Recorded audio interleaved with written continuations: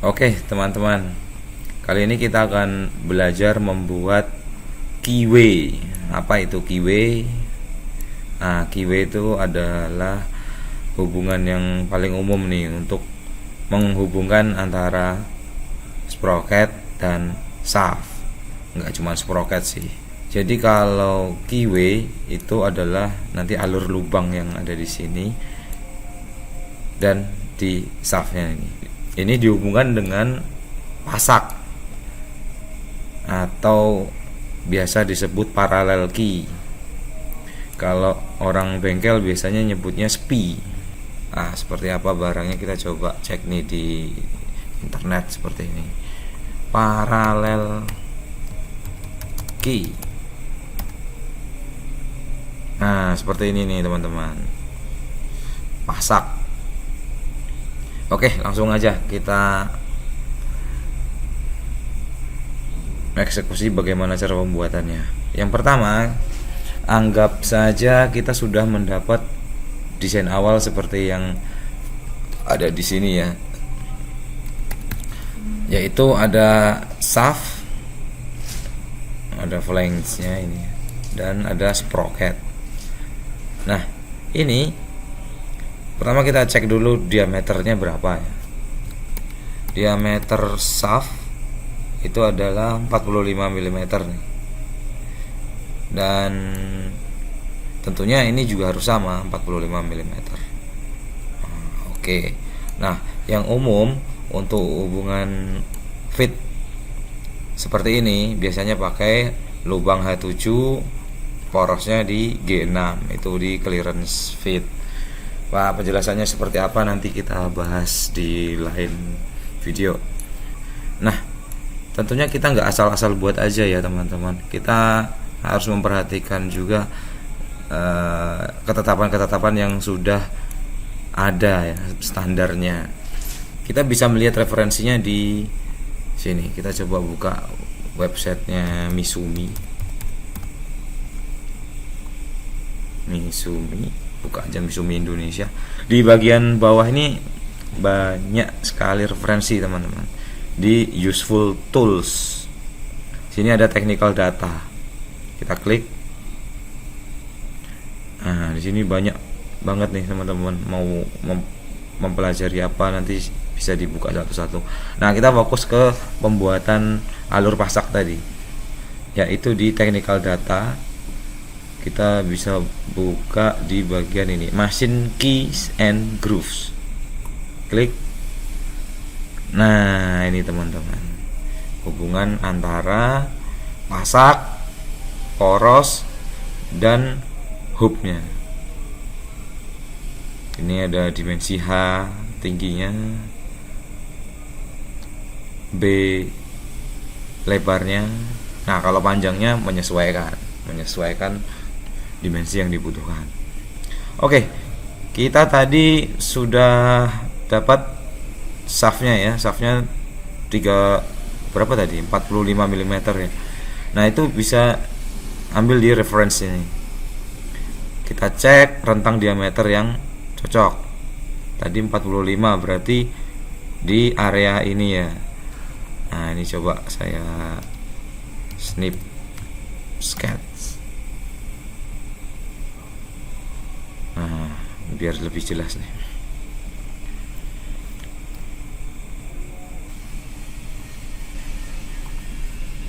Nah, di sini 44 sampai 50 kita tarik semuanya, luruskan ke sini. Waduh, agak mencong-mencong nih. Nah, jadi data awal kan dari shaft. Lalu kita tarik. Nah, inilah data-data yang kita perlukan nanti. Pertama, ukuran key-nya, ukuran pasaknya, yaitu lebar 14 kali 9, lebar 14, tinggi 9. B kali H. Tadi B adalah lebarnya, H tingginya. Oke, 14 kali 9. 14 kali 9. Oke. Potongannya di angka berapa? Kita bisa lihat di sini. Untuk T1 5,5. Sementara untuk T2 3,8. T di mana T? Nah, ini T nya. T1 itu dari diameter 45 tadi, ujungnya tarik ke dalam, itu T1 ke dalam shaft. Sementara kalau ke atas itu untuk T2 nya, untuk hubnya, atau kalau di sini sprocketnya. Oke, berarti kita buat 5,5 di shaft dan 3,8 di sprocketnya. Oke, kita buat, coba kita edit komponennya, kita buat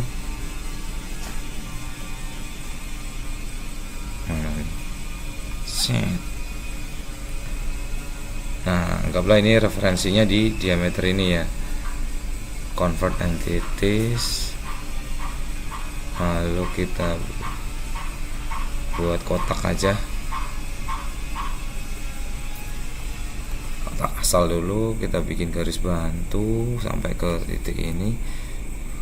Untuk garis-garis yang bukan untuk eksekusi ekstrusi, kita konstruksikan saja.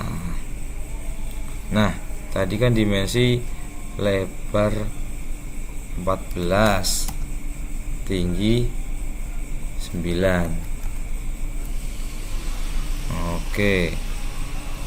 Dan jarak dari sini ke sini tadi, ini sprocket ya, berarti 3,8. Terus ini kita tengahkan.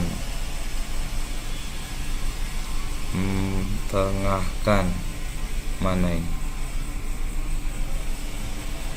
Tidak ada. Ya sudah, karena nggak ada ya, kita anggap saja 7 lah tengah-tengahnya. Ya sudah, kita tinggal ekstrusi cut, kita lubangin sampai ke nextnya. Cium. Oke, untuk hub sudah.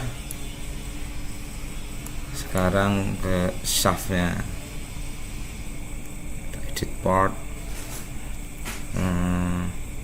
sketch sama, kita buat dulu. Ya udah, asal aja posisinya sama, nanti kan bisa diputar. Referensi ininya dulu, diameter, kita buat construction.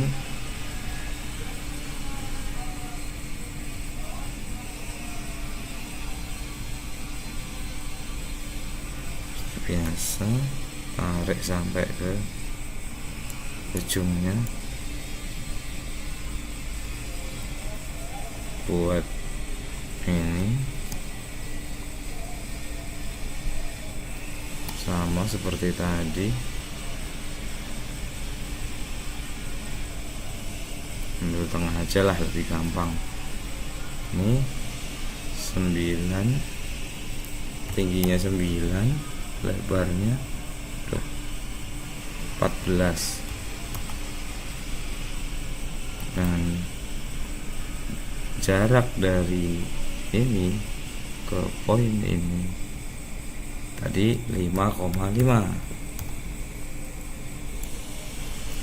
Sekarang tinggal extrude cut. Nah, panjangnya bebas ini berapa, ini menyesuaikan posisi lawannya nanti ya, lawannya si sprocket ini. Anggaplah kita buat 30 atau 50 aja. Oke. Dan untuk menghindari crack di sudut, kita buat round di 9, berarti kita bagi duanya aja, 4,5. Oh, salah, tadi lebarnya ya 7, ini berarti Oke. Nah, dan sudah jadi.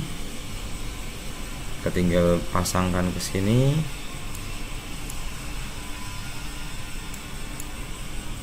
Cing.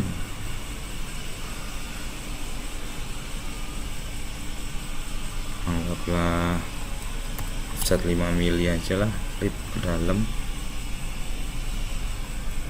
Oke, dan ini sudah terhubung.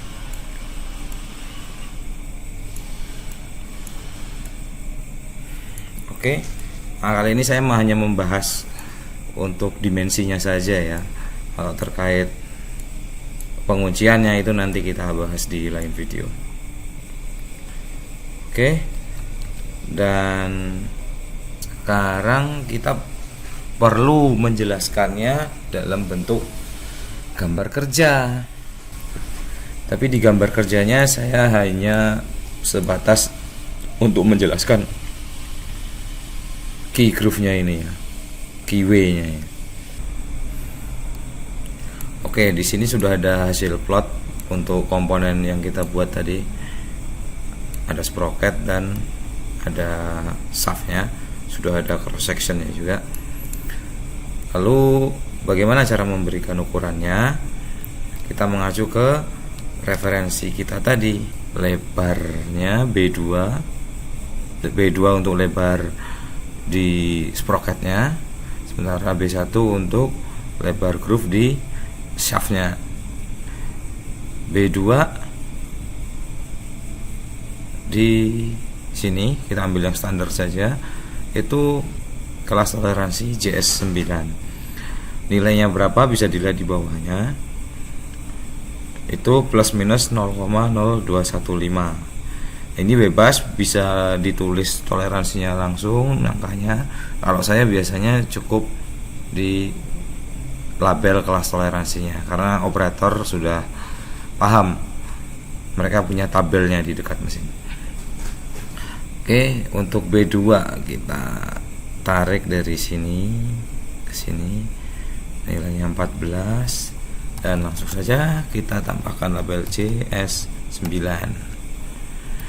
huruf besar setelah angkanya. Ini menandakan bahwa ini adalah kelas toleransi untuk lubang.